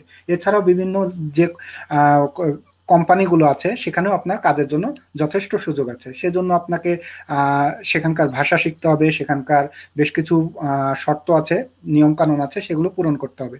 সেগুলো পূরণ করতে পারলে আপনার দেশে এবং দেশের বাইরে সকল জায়গায় যথেষ্ট সম্ভাবনা আছে। এটা আমি যতটুকু জানি তাতে চেষ্টা করলে সুযোগ আছে, এবং সেটা খুব একটা সহজ না হলেও খুব একটা কঠিন না। চাইলেই আপনাকে দেশের বাইরে যদি মনে করেন যে আপনি আপনার ক্যারিয়ার দেশের বাইরে প্রতিষ্ঠিত করতে চান, সেটাও সম্ভব। এবং দেশেও ফিরে গিয়েও কিন্তু আপনি বিভিন্ন রকম যে গবেষণা প্রতিষ্ঠান, সেখানেও আপনি আপনার মেধাকে কাজে লাগানোর সুযোগ পাবেন। তো আমি যেটা মনে করি যে না, এখানে ভয়ের কিছু নাই। সুযোগ এবং সুযোগ সুবিধা আছে, কর্মসংস্থানের ব্যবস্থা আছে, সেটা দেশেও আছে, দেশের বাইরেও আছে।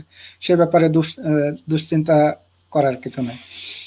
আর এজন্য আপনাকে সচেতন থাকতে হবে এবং আপনাকে নিজেকে প্রস্তুত করে নিতে হবে। আর দেশের বাইরের কথা যেহেতু বললেন, এখানে অবশ্যই কম্পিটিশনটা বেশি, কারণ আপনাকে গোটা বিশ্বের সকলের সঙ্গে প্রতিযোগিতা করতে হবে। এই জন্য আপনাকে সবসময় তাদের মধ্যে এগিয়ে রাখতে হবে। তো সবাই যদি পারে, আমরা বাংলাদেশিরাও অবশ্যই পারবো বলে আশা রাখি।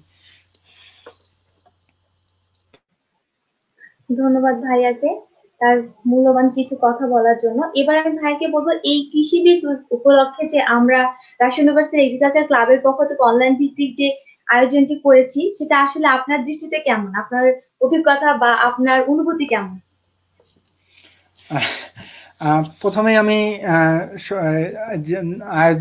যারা আয়োজনের সঙ্গে জড়িত বা রাজশাহী বিশ্ববিদ্যালয় এগ্রিকালচারাল ক্লাব, তাদেরকে আন্তরিক ধন্যবাদ জানাতে চাই যে এত সুন্দর একটা আয়োজন করার জন্য, যেটার মাধ্যমে আমাদের কৃষিবিদদের বিশেষ করে যে আজকের যে এই বিশেষ দিনটা, সেটা উদযাপন করার জন্য যে একটা সুন্দর আয়োজন করেছে, এই জন্য অনেক অনেক ধন্যবাদ।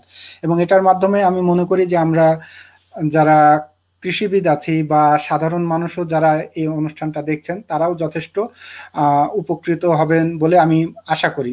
এটার মাধ্যমে আমাদের যে পারস্পরিক একটা ইন্টারাকশন হচ্ছে বা পারস্পরিক যে একটা তথ্যের বিনিময় হচ্ছে, এটা আমি মনে করি খুবই একটা গুরুত্বপূর্ণ। এবং আমি আশা রাখি যে রাজশাহী বিশ্ববিদ্যালয় agriculture, Rajshahi university agricultural club, তারা তাদের এই সকল কার্যক্রম ভবিষ্যতেও চলমান রাখবে এবং এই ধরনের বিভিন্ন অনুষ্ঠানের আয়োজন করবে, যার মাধ্যমে আমরা কৃষিবিদরা পরস্পরের সঙ্গে নিজেদের যে যোগাযোগ, নিজেদের যে অভিজ্ঞতার বিনিময়, নিজেদের যে কার্যক্রম, সেগুলো তুলে ধরতে পারবো। এবং বিশেষ করে যারা তরুণ কৃষিবিদ বা কৃষিবিদ হতে যাচ্ছেন, তারাও নিজেদের প্রফেশন সম্পর্কে সচেতন হবে এবং আগ্রহী হবে। এজন্য আমি মনে করি এই ধরনের আলোচনা অনুষ্ঠান বা বিভিন্ন ধরনের আয়োজন, এগুলো খুবই ভালো ফলপ্রসূ হবে বলে আমার বিশ্বাস। এজন্য আমি অসংখ্য ধন্যবাদ জানাচ্ছি আয়োজকদেরকে।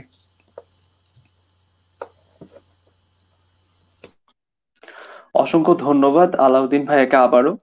কথায় আছে, এই তরুণ বয়সে নাকি নীতি কথা কিংবা নীতি বাক্য শুনতে ভালো লাগে না, কিন্তু এই লাইভটি শুরু থেকে নিয়ে এখন পর্যন্ত আমার কাছে মনে হয়েছে কখনোর জন্যই আমি একটু ফুটা বোরিংনেস কিংবা অলস বোধ করিনি। আপনার কথাগুলো খুব বেশি প্রাঞ্জল ছিল, অনেক বেশি তথ্যবহুল ছিল, যেটি আমাকে অনেক বেশি উৎসাহ দিয়েছে। আমার মনে হয় শুধু আমাকে নয়, আজকে যারা যেখান থেকে আমাদের এই অনুষ্ঠানটি শুনছেন এবং দেখছেন, তারা সকলেই অনেক বেশি অনুপ্রাণিত হয়েছেন, তারা সকলেই অনেক বেশি তথ্যের সাথে জানতে পেরেছেন যেগুলো তাদের অনেক বেশি অজানা ছিল। এজন্য অসংখ্য ধন্যবাদ আবারও আলাউদ্দিন ভাইয়াকে। আমরা অনুষ্ঠানে প্রায় শেষ পর্যায়ে চলে এসেছি। আমরা এই মুহূর্তে আরো কিছু কমেন্ট কিংবা কোনো কোশ্চেন থাকলে সেটি নিয়ে নিতে চাই। আচ্ছা, আমাদের কাছে একটি প্রশ্ন আছে, প্রশ্নটি করেছেন তাসরিন প্রীতি। তিনি লিখেছেন, ভাইয়া উচ্চ শিক্ষায় সিজিপিএ কতটা জরুরি? আমি যদি ভাই এখানে আপনাকে একটু প্রশ্নটা ক্লিয়ার করে বলি, সেটি হচ্ছে আসলে দেখা যায় যে আমাদের এগ্রিকালচারে আমরা যারা পড়ছি, তাদের অনেক সময় সিজি নিয়ে অনেক সময় একটা প্যানিক কন্ডিশন থাকে যে আমার তো সিজিপিএ 4.8 হলো না কিংবা 7.5 হলো না। আসলে ঠিক কতটা সিজিপিএ হলে সেটা আমাদের জন্য যথোপযুক্ত বলে গণ্য হবে, এই জায়গাটি যদি একটু বলতেন। হ্যাঁ, তো উচ্চশিক্ষার জন্য আবেদন করার জন্য সিজিপিএটা খুবই গুরুত্বপূর্ণ একটা বিষয়। এটা যখন আপনি আবেদন করবেন, তারা এটা খুবই গুরুত্বের সঙ্গে বিবেচনায় নিবে। তো যতটা ভালো থাকা সম্ভব সেটা ভালো, কিন্তু শুধুমাত্র সিজিপিএ দিয়েই যে কিছু একটা হবে, সেটা কিন্তু সঠিক না। এটা খুবই গুরুত্বপূর্ণ, বা বেশি থাকলে যত বেশি থাকবে সেটা আপনাকে তত এগিয়ে রাখবে, কিন্তু একমাত্র সিজিপিএ দিয়েই যে কিছু হবে এটাও যেমন সঠিক না, আবার খারাপ হলে সেটা কিছুটা আপনাকে করবে, পিছনে রাখবে, সেটাও ঠিক, কিন্তু তার মানে এই না যে আপনার সিজিপিএ খুব একটা ভালো হয় নাই বলে আপনি পিছিয়ে গেলেন এবং আপনি আপনি উচ্চশিক্ষার সুযোগ পাবেন না। আমার মনে হয় না এটা ঠিক। তবে এটা যতটা ভালো থাকে ততটা আপনাকে এগিয়ে রাখবে। এর পাশাপাশি আরো অনেকগুলো গুরুত্বপূর্ণ বিষয় আছে। সিজিপিএ যেমন আছে, সে তার পাশাপাশি আপনার গবেষণার সম্পর্কে আপনার ধারণাটা কেমন, আপনি কেমন রিসার্চ প্রপোজাল লিখতে পারছেন, আপনি আপনার সিভিটা কিভাবে তৈরি করেছেন। হয়তো আপনার সিজিপিএ ভালো, আপনার আরেকজন প্রতিযোগী একই রকমের সিজিপিএ, কিন্তু দেখা যাচ্ছে যে আপনি কিভাবে নিজেকে উপস্থাপন করেছেন, আপনার সিভিটা কেমন ভাবে তৈরি করেছেন, এখানে আপনার আপনি কতটা কিভাবে কতটা সৃজনশীল, কতটা নিজেকে উপস্থাপন করতে পারদর্শী, এইসব বিষয়েও কিন্তু লক্ষ্য করবে। এবং ফাইনালি যে তারা আপনার ইন্টারভিউ নিবে বা এক্সাম নিবে, সেটাও কিন্তু গুরুত্বপূর্ণ। সেখানেও তারা এগুলোও কিন্তু বিষয় আপনার সুযোগ পাওয়ার ক্ষেত্রে ভূমিকা রাখবে। হ্যাঁ, যেটা প্রশ্ন যে সিজিপিএ কতটা, এটা গুরুত্বপূর্ণ, অবশ্যই গুরুত্বপূর্ণ। যতটা ভালো থাকে ততটা আপনার জন্য সুবিধাজনক অবস্থানে আপনি যাবেন। তার মানে এই না যে এটার জন্য আতঙ্কিত হওয়ারও কিছু নাই, এবং এটার জন্য যে একদম এটা ছাড়াও যেমন হবে না সেটাও ভাবার কিন্তু কোনো সুযোগ নেই। সিজিপিএ মোটামুটি ভালো হলে ভালো, যত ভালো হয় তত আপনার জন্য, সেটা আপনার জন্য একটা ভালো অবস্থান তৈরি করবে।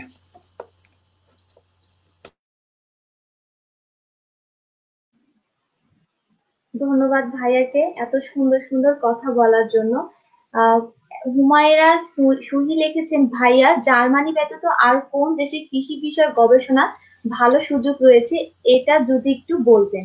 যদিও ভাইয়া তার আলোচনার মাধ্যমে অলরেডি হ্যাঁ, কথা বলে ফেলেছেন। আচ্ছা, জার্মানিতে সুযোগ আছে ভালো। তাছাড়াও আপনি যদি বলেন যে আর কোথায়, আমি যতটুকু জানি যে অস্ট্রেলিয়াতে অনেক ভালো ভালো সুযোগ আছে, কানাডাতে সুযোগ আছে ভালো, বা ইউরোপের অন্য অন্য দেশগুলোতেও ভালোই সুযোগ আছে। সেজন্য আপনাকে বিশেষ করে শুধু দেশ দেখলে তো হবে না, আপনাকে দেখতে হবে যে কোন বিশ্ববিদ্যালয়ের জন্য আপনি অ্যাপ্লিকেশন করছেন। কারণ একটা দেশের কিন্তু সব ভার্সিটি সমান গুরুত্বপূর্ণ না, বা সমান সুযোগ সুবিধা থাকে না। ঠিক আছে, সেজন্য আপনাকে কোন দেশে আপনি আবেদন করছেন সেটাও দেখতে হবে, পাশাপাশি দেখতে হবে কোন বিশ্ববিদ্যালয়ে অ্যাপ্লাই করছেন সেটাও দেখতে হবে, এবং এমনকি কোন ল্যাবে অ্যাপ্লাই করছেন সেই ল্যাবের অতীতে কি তাদের গবেষণার অতীত যে রেকর্ড সেটাও কিন্তু আপনাকে খেয়াল রাখতে হবে। তারা আগে কি কি কাজ করেছে, তাদের পাবলিকেশনগুলো দেখতে হবে। এগুলো আস্তে আস্তে আস্তে আস্তে যখন আপনি এই বিষয়ে প্রস্তুতি নিতে থাকবেন না, তখন আস্তে আস্তে এই ধারণাগুলো তৈরি হবে যে কিভাবে আপনি বাছাই করবেন যে কোন দেশ বা কোন ইউনিভার্সিটি বা কোন ল্যাবটা আপনার জন্য বা সুইটেবল হবে, বা আপনি সেখানে ভালো সুযোগ পাবেন গবেষণার জন্য। তবে আমি যেটা বলবো যে ইউরোপের বিভিন্ন দেশ, জার্মানি ছাড়াও আপনি বলতে পারেন স্পেনেও ভালো সুযোগ আছে, আপনার ইউকেতেও জানি না কতটা কঠিন বা সহজ বা সুযোগ আছে, কানাডা বা ইউএসএ, এদিকে অস্ট্রেলিয়া, জাপানেও আছে। জাপানেও আমাদের পরিচিত অনেক কৃষিবিদ আছে যারা জাপানে উচ্চতর গবেষণার জন্য আছে। তো বেশ কিছু দেশ আছে যেখানে আপনি মানে আবেদন করতে পারেন।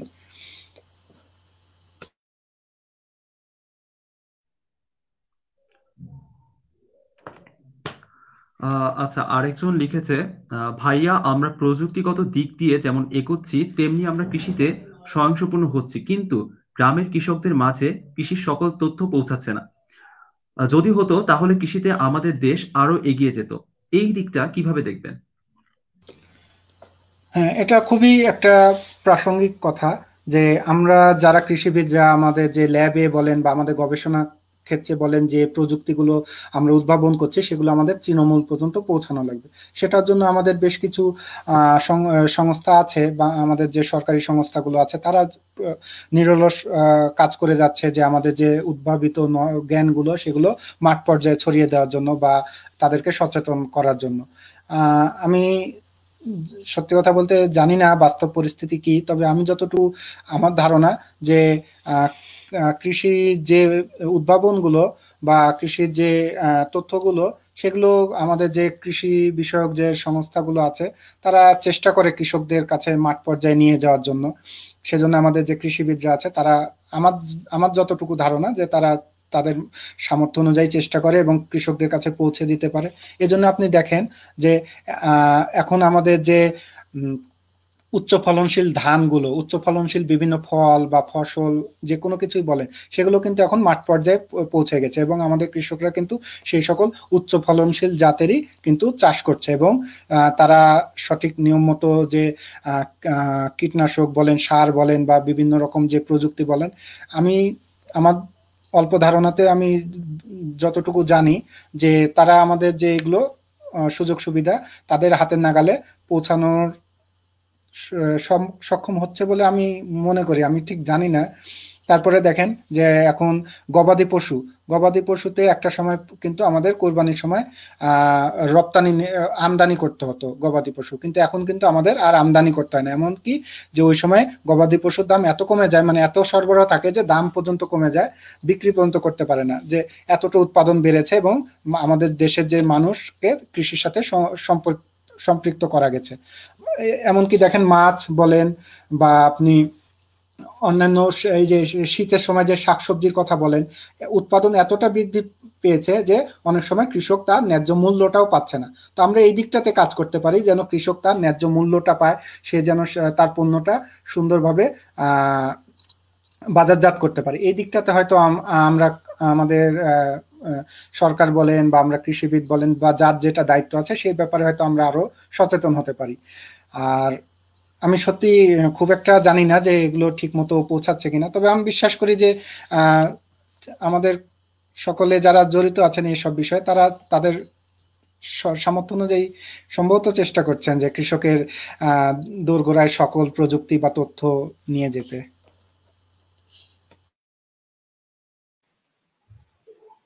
ধন্যবাদ ভাইয়াকে। আজকে আমরা প্রোগ্রামের শেষের দিকে আমি তৌফিক আমাকে একটু কোশ্চেন করার জন্য অনুরোধ করবো। আচ্ছা, অসংখ্য ধন্যবাদ। ঠিক যেই জায়গায় ভাইয়া শেষ করেছিলেন সেইখান থেকে যদি আমি একটু কথা বলি। আচ্ছা, স্ক্রিনে একটা কোশ্চেন আছে, এই কোশ্চেনটা আমরা ঠিক অল্প কথা একটু অ্যান্সার শুনবো ভাইয়ের কাছ থেকে। হাসিফ খান লিখেছেন, আইএলটিএস ছাড়া কি যাওয়া সম্ভব কিনা? ভাইয়া যদি সংক্ষেপে প্রশ্নের উত্তরটা আমাকে দিতেন। আচ্ছা, এটা খুবই গুরুত্বপূর্ণ প্রশ্ন। আসলে আপনি যখন দেখবেন যে বিভিন্ন সার্কুলারগুলো থাকে, প্রায় আপনি সব সার্কুলারে দেখবেন যে আপনার ভাষার দক্ষতা থাকতে হবে, আর ভাষার দক্ষতার জন্য টোফেল বা আইএলটিএস বা এই ধরনের একটা সার্টিফিকেট সেটাই অধিকাংশ ক্ষেত্রে গ্রহণযোগ্য হয়, তারা এগুলোকে অ্যাকসেপ্ট করে। তো আইএলটিএস ছাড়া আপনি খুব একটা বেশি সার্কুলারই পাবেন বলে আমার মনে হয় না, তারা এটা শর্ত দিবেই। আর একটা অ্যাপ্লিকেশনের জন্য আমি জানি না আমি সবকিছু পরিষ্কার করতে পেরেছি কিনা যে কি কি বিষয় তারা চায়। আমাদের কিন্তু একটা জানতে হবে যে একটা অ্যাপ্লিকেশনে কি কি বিষয় আপনার কাছে চাইবে, যে এই শর্তগুলো পূরণ করতে হবে বা এই জিনিসগুলো লাগবে। তার মধ্যে দেখা যাচ্ছে জিআরই বা টোফেল, জিআরই লাগে ইউএস এর জন্য, অধিকাংশ ক্ষেত্রে জিআরইটা লাগবে। আর যদি বিজনেস ফ্যাকাল্টি হয়, বিজনেস ব্যাকগ্রাউন্ডে, তাহলে জিম্যাট। এছাড়া আপনার জন্য ভাষার জন্য আইএলটিএস বা টোফেলটা খুবই গুরুত্বপূর্ণ, এটা ছাড়া আপনি খুব একটা সার্কুলারই খুঁজে পাবেন না।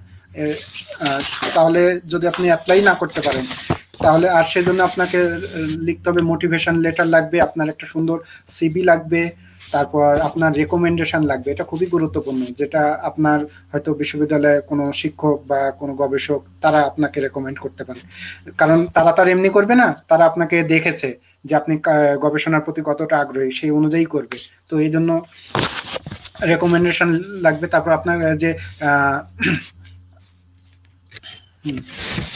তারপর আপনাকে জানতে হবে যে আপনার ফান্ডিংটা কই থেকে পাবেন, সেটার জন্য আপনাকে কিন্তু সার্চ করতে হবে কোন স্কলারশিপ কখন অ্যাপ্লাই করতে হয়, এই সঠিক সময়গুলো জানতে হবে, কোন দেশে কখন স্কলারশিপগুলো অ্যাপ্লাই করতে হয়। আর ফান্ডটা খুবই ইম্পর্টেন্ট, ফান্ড যদি না পান, স্কলারশিপ যদি না পান, তাহলে তো আপনি খরচ চালানো আমাদের পক্ষে কঠিনই, ঠিক না, অনেক ব্যয়বহুল।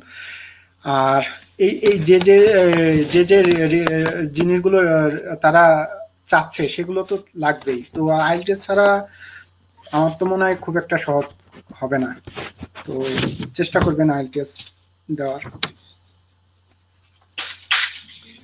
অসংখ্য ধন্যবাদ ভাইয়াকে অনেক তথ্যবহুল ভাবে সবকিছু তুলে ধরার জন্য। ঠিক যেখানে ভাইয়া কথা বলছিলেন ঠিক সেখানে যদি একটু কথা বলি, সেটি হচ্ছে আমার মনে হয় বর্তমান সময়ে যে আমাদের তথ্যের একটি গ্যাপ রয়েছে সেটি পূরণে কিন্তু আমাদের যারা তরুণ রয়েছে তারা সবচেয়ে বেশি ভূমিকা পালন করতে পারে। যেখানটিতে ভাইয়া বলছিলেন যে এখন দেশের যে কি পরিস্থিতি সেটি নিয়ে ভাইয়ার কিছুটা আইডিয়া কম আছে, সেখানে যদি আমি একটু অ্যাড করি, সেটি হচ্ছে বর্তমান সরকার বা বর্তমানে যারা কৃষি নিয়ে কাজ করছে তাদের উদ্যোগে বর্তমানে কিন্তু সরকারের যে সরকারি ওয়েবসাইটটি রয়েছে বাংলাদেশ BD.gov, সেটি কিন্তু একেবারে উপজেলা পর্যায়ে কৃষি সেবা নামে একটি সাইট কিন্তু এখন অ্যাড করে দিয়েছে। অর্থাৎ আপনি যদি সেই সাইটে যান, আপনি কৃষি, মৎস্য, প্রাণী যে কোনো বিষয় ওই উপজেলায় কারা কাজ করছেন তাদের কিভাবে আপনি কানেক্ট করতে পারেন, তাদের ফোন নম্বরটি সবকিছু কিন্তু সেখানে দিয়ে দেওয়া আছে। অর্থাৎ সেখানে একদম প্রান্তিক পর্যায়ে যদি কেউ সেই উপজেলায় বসে সেই সকল জায়গায় কানেক্ট করার চেষ্টা করে, তাহলে আমার মনে হয় তারা সেখানে কানেক্ট করতে পারবেন। এবং এই যে তথ্যগুলো যাচ্ছে সেটি সকলের কাছে পৌঁছে দেওয়ার বৃষ্টি হতে পারে কিন্তু আমরা তরুণরা। কারণ আমরা যদি আমাদের বাংলাদেশের একজন তরুণ হিসেবে এই কাজটিতে ভূমিকা রাখতে পারি, সেটি হবে আমাদের দেশের জন্য একটি বিরাট প্রাপ্তি।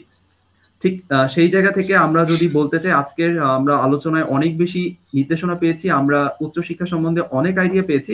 ঠিক সেই জায়গায় ইনশাল্লাহ আমরা ভবিষ্যতেও আশা করব আমরা আলাদা একটি সেশন করা, যেখানে আমরা হায়ার স্টাডি নিয়ে কথা বলবো, হায়ার স্টাডি ঠিক কি কি দরকার হয়, কিছু ইম্পর্টেন্ট ডকুমেন্টস সেখানে স্ক্রিনিং করার, এমন একটি সেশন আমরা আয়োজনের চেষ্টা করব। এবং ইনশাল্লাহ আশা করি আমরা সেই ধরনের সেশন আয়োজনের ক্ষেত্রে আলাউদ্দিন ভাইয়াকে আবারও পাশে পাবো, আশা করি সেটি আমরা, এবং এই বিশ্বাস আমরা মনে ধারণ করি। কারণ আমি যদি একটু বলি ভাইয়া, সেটি হচ্ছে রাজশাহী বিশ্ববিদ্যালয়ে প্রথমবারের মতো ভার্চুয়ালি আমরা কৃষিবিদ দিবস উদযাপন করছি, রাজশাহী ইউনিভার্সিটি এগ্রিকালচারাল ক্লাব, এবং সেটির একটি বিশেষ নিবেদন ছিল এই মিট দ্য কৃষিবিদ, যেখানে আমরা বেশ কয়েকজন কৃষিবিদকে একত্র করার চেষ্টা করেছি। আমরা সাজিয়েছি পরপর কয়েকটি লাইভ, যেখানে আমরা চেষ্টা করেছি উচ্চশিক্ষা সম্বন্ধে যেন মানুষ জানতে পারে, বাংলাদেশে যারা BCS এ কাজ করছেন ফিল্ড লেভেলে তারা কিভাবে কাজ করছেন, যারা বেসরকারি কোম্পানিতে কাজ করছেন তারা কিভাবে কাজ করছেন, কিংবা এর বাইরে যেয়ে যদি কেউ তার লেখনির মাধ্যমে এগ্রিকালচারকে ফুটিয়ে তুলতে চায়। আমাদের কালকে শেষ লাইভে আমরা বলে রাখি এখানে একটু, যে আমাদের কিন্তু একজন লেখক আসবেন, যিনি এগ্রিকালচারের পাশাপাশি লেখাকে নিয়েছেন, যার এইবারের 21শে বইমেলায় তার একটি বই মুক্তি পেতে যাচ্ছে। এর বেশি আমি কিছু বলবো না আজকে, এটি আপনাদের জন্য থাকলো। এবং সেই সাথে শেষ করার আগে আমি যদি একটু কবির ভাষায় কবিতা মিলিয়ে বলতে চাই, সেটি হচ্ছে, হাজার হাজার বছর ধরে রাতের আকাশে চলছে নক্ষত্র রাজি, যেটি আমাদেরকে পথ দেখিয়ে আরো হাজার বছরের পথ চলার পথকে সুগম করে দেয়। ঠিক এমন একটি তথ্যবহুল আলোচনা ছিল আজকে আলাউদ্দিন ভাইয়ের, যেটির মাধ্যমে আমার মনে হয় অসংখ্য অগণিত যারা শ্রোতা ছিলেন সকলে অনেক বেশি উপকৃত হয়েছে। এবং সেই সাথে আমরা অন্তঃস্থল থেকে অসংখ্য ধন্যবাদ দিচ্ছি একেবারে অনুষ্ঠান শেষ পর্যায়ে আলাউদ্দিন ভাইয়াকে। এবং আমি আমার সমাপনী বক্তব্য শেষ করছি, এবং আজকে আপনাদের সাথে শুরু থেকে ছিলাম আমি তৌফিক ফাহিম, সভাপতি, রাজশাহী ইউনিভার্সিটি এগ্রিকালচারাল ক্লাব। ভালো থাকবেন। নীলুফা ইসলাম চৈতি। আমিও শেষ করে দেওয়ার জন্য অ্যানাউন্সমেন্ট করব। আমি ধন্যবাদ দিব তাদেরকে যারা আসলে অর্গানাইজিং টিম হিসেবে আমাকে সাপোর্ট করেছিল, ব্র্যান্ডিং সেক্রেটারি হিসেবে আমাকে সাপোর্ট করেছিল, ব্র্যান্ডিং এ যারা ছিল, অর্গানাইজেশন টিমে যারা ছিল, এবং RUSC সকল পরিবারের সকল সদস্যদেরকে, এবং আমাদের এই লাইভ সেশনের মনিটরিং এ যে আছেন শাকিল আহমেদ তন্ময়, তাদেরকে এবং প্রত্যেককে ধন্যবাদ দেওয়ার সাথে সাথে আলাউদ্দিন ভাইকে ধন্যবাদ, তার কাছে কৃতজ্ঞ, কারণ তিনি না আসলে হয়তো প্রোগ্রামটা সম্পূর্ণ করতে পারতাম না। তো সবাইকে ধন্যবাদ জানিয়ে আজকের এই প্রোগ্রাম লাইভ শেষ করে দিচ্ছি। শুভরাত্রি। আসসালামু আলাইকুম। ওয়ালাইকুম আসসালাম।